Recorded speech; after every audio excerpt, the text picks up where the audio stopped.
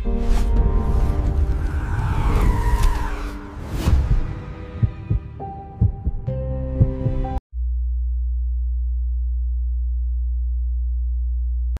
শুরুর পূর্বে বিশেষ সতর্কীকরণ: ধূমপান ও মদ্যপান স্বাস্থ্যের পক্ষে ক্ষতিকর। Smoking and drinking is injurious for health. It causes cancer. নমস্কার শ্রোতা বন্ধুরা, আরজি স্টেশনে জানায় সকলকে স্বাগতম। আমি রয়েছি তোমাদের সাথে অচ্যুতা। প্রেম, রহস্য ও ভৌতিক গল্প শুনতে আজই সাবস্ক্রাইব করুন আমাদের চ্যানেল। চলুন আজ শুনে নেওয়া যাক একটি অসমাপ্ত প্রেমের গল্প। লেখক দীনেশ ঘোষালের কলমে প্রতিশ্রুতি। তবে শুরু করা যাক। 100 বছর পুরনো সাবেকি দত্তবাড়ির সামনে এসে দাঁড়ালো এক ঝাঁ চকচকে সাদা ফরচুনার গাড়ি। গাড়ির সামনের দরজা খুলে বেরিয়ে এসে দাঁড়ায় বছর 30-এর নীলিমা গুহ। অপোজিট সাইড থেকে দরজা খুলে নীলিমার পাশে এসে দাঁড়ায় ওনার স্বামী কমলেশ গুহ। প্রাণ ভরে নিঃশ্বাস নিয়ে প্রফুল্ল কণ্ঠে নীলিমা বলে, সত্যি গ্রামের পরিবেশের মাধুর্যই আলাদা। কলকাতায় থাকতে থাকতে হাঁপিয়ে উঠেছিলাম। ঠিকই বলেছ, গ্রামের পরিবেশে এলে মনটা কেমন যেন ভালো হয়ে যায়। নীলিমা হলো এই দত্ত বাড়ির কর্তা সুরঞ্জন দত্তের বড় মেয়ে। এই সুরঞ্জন দত্তের 2 সন্তান, বড় মেয়ে নীলিমা ও ছেলে নীলাদ্রি। নীলিমার বিয়ে হয়েছে বছর 2 হলো কলকাতা হাইকোর্টের বিচারক কমলেশ গুহর সাথে। নীলিমা নিজেও পেশায় একজন ডক্টর। আসলে কাজের ব্যস্ততার জন্য প্রায় 1.5 বছর পর সে এসেছে বর্ধমান জেলার বিলাসপুর নামের এই ছোট্ট গাঁয়ে ওনার বাপের বাড়িতে। অবশ্য আসার একটি নির্দিষ্ট কারণও আছে। নীলিমার একমাত্র পিসি অর্থাৎ সুরঞ্জন দত্তের বোনের এই আজ 10 বছরের বিবাহ বার্ষিকী। তাই ওনার এই ইচ্ছা যে পরিবারের কয়েকটা মানুষকে নিয়ে উনি বাপের বাড়িতে মিলিত হবেন এবং বিবাহ বার্ষিকী উপলক্ষে একটা ছোটখাটো অনুষ্ঠান করবেন। এতক্ষণ কমলেশ ও নীলিমা নিজেদের মধ্যে টুকটাক কথা বলছিল। সেই সময় বাড়ির ভিতর থেকে বেরিয়ে এলেন হন্তদন্ত হয়ে মণিমালা দেবী অর্থাৎ নীলিমার মা। এসেই তিনি বলতে শুরু করলেন, ইমা, তোরা এসে গিয়েছিস? উফ, তুই না নীলু একদম বদলালি না। জামাইটাকে নিয়ে কেমন বাড়ির বাইরে দাঁড়িয়ে আছিস বলতো? চলো চলো, বাড়ির ভেতরে চলো।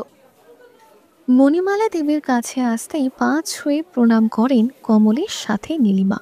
থাক থাক, সুখে থেকো তোমরা। আর এখানে দাঁড়িয়ে না থেকে ঘরের ভেতরে চলো। কত দূর থেকে এসেছো, ঘরে গিয়ে হাত পা মুখ ধুয়ে বিশ্রাম নাও তোমরা। মণিমালা দেবীর সাথে বাড়ির উদ্দেশ্যে রওনা দেয় দুজনেই। যাওয়ার পথে নীলিমা লক্ষ্য করে বাড়ির আশেপাশে 2-1 শক্ত সমর্থ পুরুষ ঘুরে বেড়াচ্ছে। দেখে ভ্রুজোড়া কুঁচকে যায় নীলিমার। ঘরে প্রবেশ করে নীলিমা দেখে প্রায় সকল আত্মীয় এসে গেছে। এই মুহূর্তে একটি ঘরের ভিতর থেকে বেরিয়ে বৈঠকখানায় এসে দাঁড়ায় সুরঞ্জন দত্ত। তোমাদের আসতে কোনো অসুবিধা হয়নি তো? হ্যাঁ রে নীলিমা, এতদিন পরে এলি বাপের বাড়িতে, আর একটু তাড়াতাড়ি আসতে পারলি না মা? কি করব বলো বাপি, এতটা রাস্তা, তার উপরে কলকাতা যা ট্রাফিক, তাই দেরি হয়ে গেল। আচ্ছা বাপি, দেখলাম বাইরে কয়েকজন ঘোরাফেরা করছে, তারা কারা গো? আগে তো কখনো দেখিনি। নীলিমার এই কথায় একটা দীর্ঘশ্বাস ত্যাগ করে সুরঞ্জনবাবু খুব আক্ষেপ সুরে বলে, আর বলিস না রে মা, মাসখানেক হলো এক নতুন উপদ্রব দেখা দিয়েছে। 4-5খানা গ্রাম জুড়ে একদল ডাকাতি করে বেড়াচ্ছে। এবং শুধু যে ডাকাতি করছে তা নয়, তার সঙ্গে আবার চালাচ্ছে চরম নৃশংসতা। যে বাড়িতে ডাকাতি করছে সে বাড়ির সবাইকে একসঙ্গে হত্যাও করছে। পুলিশের কাছে কোনো প্রমাণ নেই এর বিরুদ্ধে। তাই তো কয়েকজনকে এই নৃশংস ডাকাতির হাত থেকে রক্ষা পাওয়ার জন্য পাহারাদার হিসেবে নিযুক্ত রেখেছি। এবার মুখ খুলল কমলেশ। হ্যাঁ, আমিও পড়েছি এই ব্যাপারটা খবরের কাগজে। উফ, এসব বলক্ষণে কথা বন্ধ করো তো দেখি। আয় নীলু, কাছে আয়, কতদিন তোকে দেখিনি রে। এই কথাটি যে ভদ্রমহিলা বলেন তিনি হলেন সুরঞ্জন দত্তের বোন অর্থাৎ নীলিমার পিসি মণি। ওনারই উদ্যোগে এই আজকের আয়োজন। আরে এই নীলু, নীলু, আর কতক্ষণ দাঁড়িয়ে থাকবি এইভাবে? ঘরে গিয়ে ফ্রেশ হয়ে নে তো তোরা। যা, ঘরের ভেতরে যা। নীলিমার জন্য যে ঘরটি বরাদ্দ করা হয়েছে সেই ঘরটিতে বিয়ের আগে নীলিমাই থাকতো। এই সাবেকি বাড়িতে ঘরের অভাব নেই, তাই নীলিমার বিয়ে হয়ে চলে যাওয়ার পরেও এই ঘর আর কেউ ব্যবহার করেনি। সেই কারণে ঘরটি অপরিবর্তিত অবস্থাতেই রয়েছে। ঘরে প্রবেশ করতেই নীলিমার মুখে হাসি ফুটে উঠল। নীলিমা, তুমি একটু অপেক্ষা করো, আমি আগে যাই ওয়াশরুমে। তোমার থেকে আমার বেশি প্রয়োজন হয়ে পড়েছে এই মুহূর্তে। ঠিক আছে। কমলেশ বাথরুমে যাওয়ার পর নীলিমা ঘরের ভিতরে পায়চারি করছিল। হঠাৎই তার চোখে পড়ে টেবিলের উপরে রাখা একটি ফটো অ্যালবাম। আসলে ফটো অ্যালবামটি রাখা ছিল আলমারির ভিতর। তারা আসবে জেনে ঘরটি পরিষ্কার করা হয়েছে, তখনই হয়তো অ্যালবামটি আলমারি থেকে বের করে পুনরায় সেই জায়গায় রাখতে ভুলে গিয়েছে। এবার হাতে তুলে নেয় অ্যালবামটি নীলিমা এবং পাশে রাখা চেয়ারের উপর বসে অ্যালবামটিতে থাকা ফটোগুলো একটি একটি করে দেখতে থাকে। মনে পড়ে যায় ছোটবেলার বিয়ের আগের কত স্মৃতি। ঠিক সেই সময় একটি বিশেষ ছবির দিকে তাকিয়ে নজর আটকায় নীলিমার। ছবিটিতে কোনো বিশেষত্ব ছিল না, বিশেষত্ব ছিল ছবির মধ্যে থাকা বিশেষ একজনের মুখে এক চিলতে হাসি এসে এক মুহূর্তের মধ্যে তা মিলিয়ে যায়। সঙ্গে সঙ্গে মনটা খারাপ হয়ে যায় নীলিমার। মনে পড়ে অতীতের কিছু স্মৃতি। তুমি না নীলুদি, আমাকে সব সময় ঝামেলায় ফেলে দাও। একদিন দেখবে তোমার জন্য আমি বাবার কাছে খুব বকা খাবো। রোজ রোজ বাবার পকেট থেকে এক একটা করে বিড়ি চুরি করে আনা। যেদিন ধরা পড়বো সেদিন আমি শেষ, দেখবে। সবাই ভাববে আমি বিড়ি খাই, অথচ খাই কে না নীলিমা দত্ত। নেহাত তোমাকে ভালোবাসি তাই, না হলে দেখতে আমি এনেই দিতাম না তোমার জন্য বিড়ি।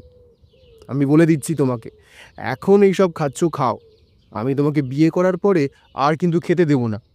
লোকে কি বলবে, সুবল চক্রবর্তীর ছেলে অনির্বাণ চক্রবর্তীর বউ নাকি বিড়ি খায়। মুখে একরাশ ধোঁয়া টেনে বছর 19-এর নীলিমা বলে, হ্যাঁ রে বাবা, যখন তোকে বিয়ে করব তখন না হয় বিড়ি ছেড়ে দেব। আবার তুই যেন এসব কথা কাউকে বলিস না, তাহলে আমি কিন্তু তোর সাথে দেখা করতে আসবো না।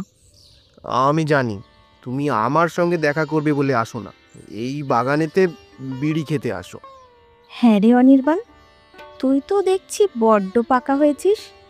আচ্ছা অনির্বাণ, আমায় একটা কথা বল দেখি। তুই তো আমার থেকে এত ছোট, প্রায় 5 বছরের। গ্রামে তো তোর বয়সী অনেক মেয়ে আছে, তবুও তোর আমাকে বিয়ে করার ইচ্ছে কেন? বারে, তুমি যে কি বলো না নীলুদি, গায়ের সব লোকেরা বলে এ গ্রামে তোমার থেকে সুন্দরী আর কেউ নেই। তোমাকে নাকি রাধা রানীর মতো দেখতে, আর আমার দাদু বলে আমাকে নাকি কৃষ্ণ ঠাকুরের মতো দেখতে। কৃষ্ণ ঠাকুরেরও নাকি আমার মতো গায়ের রং কালো ছিল, আর রাধারানী তো কৃষ্ণ ঠাকুরের থেকে বড় ছিল। তাও তো তাদের ভালোবাসা হয়েছিল বলো, তাই তো আমি তোমাকে বিয়ে করব। বাবা, তোকে এত কথা কে বলেছে রে? আমার ঠাকুরদা বলেছে। তোর ঠাকুরদার কথা আর বলিস না, এমন টেনশনে ফেলে দিয়েছে না আমার বাবা মাকে তোর ঠাকুরদা।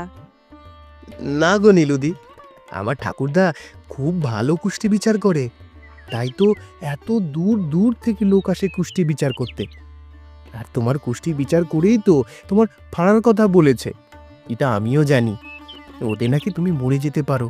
তবে তোমার বাবা মাকে বলে দিও, চিন্তা করতে হবে না, কারণ তখন তো আমি তোমায় বিয়ে করে নেব।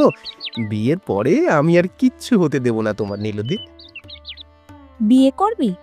আচ্ছা বাবা, বিয়ে তা না হয় খানিক পরেই করিস। তার আগে সন্ধেবেলায় পড়তে চলে আসিস সময় মতো।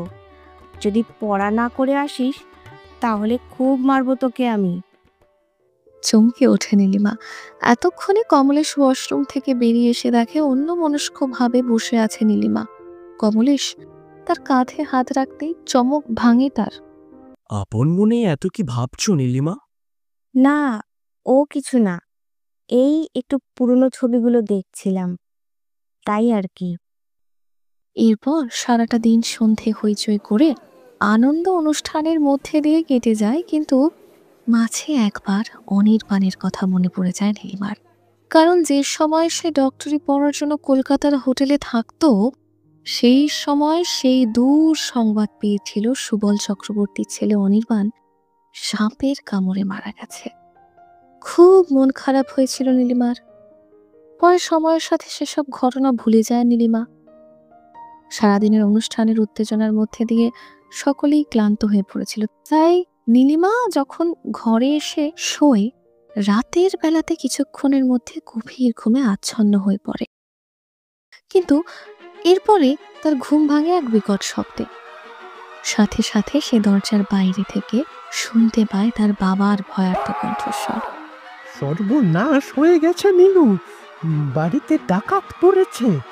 তোরা ঘর থেকে কিছুতেই বের হবি না, কিছুতেই না। মুহূর্তের মধ্যে সুরঞ্জন বাবুর গলা থেকে আর্তনাদ ভেসে আসে। পুরনো কাঠের দরজাটা হুড়মুড় করে ভেঙে পড়ে। ঘরে প্রবেশ করে দৈত্যাকার দুটি মানব মূর্তি। কিছু বুঝে ওঠার আগেই কমলেশ ও নীলিমার চুলের মুঠি ধরে টানতে টানতে নিয়ে গিয়ে পৌঁছায় বৈঠকখানায়। নীলিমা লক্ষ্য করে বাড়ির সকলকেই নিয়ে এসে জড়ো করা হয়েছে এই বৈঠকখানাতে। কাউকে এখনো প্রাণে মেরে ফেলেনি, তবে বোঝা যাচ্ছে তাদের মতলব। ডাকাতি করে যাওয়ার আগে সকলকে হত্যা করবে তারা। এবার বুঝতে পারে নীলিমা আর বাঁচার কোনো উপায় নেই। সেই সময় ডাকাত দলের সর্দার বিশ্রীভাবে হাসতে হাসতে স্পর্শ করে নীলিমাকে এবং তাকে জড়িয়ে ধরতে যায়। কিন্তু এ কি, ডাকাতের সর্দার কোনো এক অদৃশ্য শক্তি দ্বারা ছিটকে পড়ে বৈঠকখানার এক কোণে।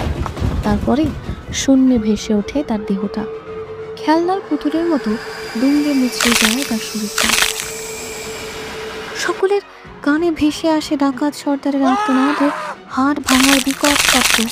মুহূর্তের মধ্যেই সর্দারের প্রাণহীন দেহটা একপাশে আছড়ে পড়ে। ডাকাত সর্দারের এহেন পরিণতি দেখে বাকি সবাই পালাবার উপক্রম করে, কিন্তু কিছুক্ষণের মধ্যে সব ডাকাতেই প্রাণহীন মৃতদেহে পড়ে থাকে বৈঠকখানার চারপাশে। নীলিমার চোখে পড়ে তার সামনে দাঁড়িয়ে থাকা এক আবছায়া ছায়ামূর্তি। ভেসে আসে নীলিমার কানে অতীতের পরিচিত কণ্ঠস্বর। নীলুদি, আমি বলেছিলাম না তোমার কোনো ক্ষতি হতে দেব না। দেখলে তো, আমি ঠিক এসেছি তোমার জন্য। এবারও তোমার ভাড়া কেটে গেল। তোমাকে দেওয়া প্রতিশ্রুতি আমি রেখেছি নীলুদি। তবে নীলুদি, জানো তো, ঠাকুরদা না গল্পটা আমাকে পুরোটা বলেনি। রাধারানীকে কৃষ্ণ মন থেকে ভালোবেসে আপন করেছে, কিন্তু সামাজিকভাবে নিজের করতে পারেনি। তাই তো আমিও পারলাম না। তবে নীলুদি, কথা দাও আর বিড়ি খাবে না। এবার তাহলে যাই, আর থাকা সম্ভব না নীলুদি। ভালো থেকো, চিরবিদায়। সেই আবছায়া ছায়ামূর্তি নীলিমার চোখের সামনে থেকে মিলিয়ে গেলেও নীলিমার দৃষ্টি এখনো আবছায়া। ওনার চোখের উপরে জমেছে এক অশ্রুধারার পরত। সত্যি অনির্বাণ, তোমার ভালোবাসা নিষ্পাপ, নিঃস্বার্থ। আমি ভুলে গিয়েছি, তুমি পারোনি। আমি ভগবান শ্রীকৃষ্ণের কাছে প্রার্থনা করি, তুমি যেন আমার সন্তান হয়ে আমার কাছে ফিরে আসো। আমি তোমায় মাতৃস্নেহে বড় করব। শেষ হলো আমাদের আজকের নিবেদন প্রতিশ্রুতি। কেমন লাগলো বন্ধুরা আমাদের নিবেদন? যদি ভালো লেগে থাকে তাহলে প্লিজ চ্যানেলটিকে সাবস্ক্রাইব করবেন, লাইক করবেন, শেয়ার করতে ভুলবেন না কিন্তু। আপনাদের গুরুত্বপূর্ণ মতামত কমেন্ট বক্সে অবশ্যই জানিয়ে যাবেন। আমাদের আজকের গল্পের সূত্রধরের ভূমিকায় আমি অচ্যুতা, গল্প পাঠে আলিশা, অনির্বাণ ও সুরঞ্জন দত্তের ভূমিকায় আমি অচ্যুতা, কমলেশ গুহর ভূমিকায় সৌজাত্য, মণিবালা দেবীর ভূমিকায় প্রত্যুষা, মিনতির ভূমিকায় তানিশা, গল্পের সাউন্ড এফেক্ট এবং পোস্টার ডিজাইনে সৌমদীপ, গল্পের চিত্রনাট্যরূপ সুজাতা ঘোষাল, কলমে দীনেশ ঘোষাল, সমগ্র পরিচালনায় ও পরিবেশনায় টিম RG স্টেশন। আমরা আবার ফিরে আসব নতুন আরেকটি গল্প নিয়ে। ততদিন ভালো থাকবেন, সুস্থ থাকবেন। ধন্যবাদ।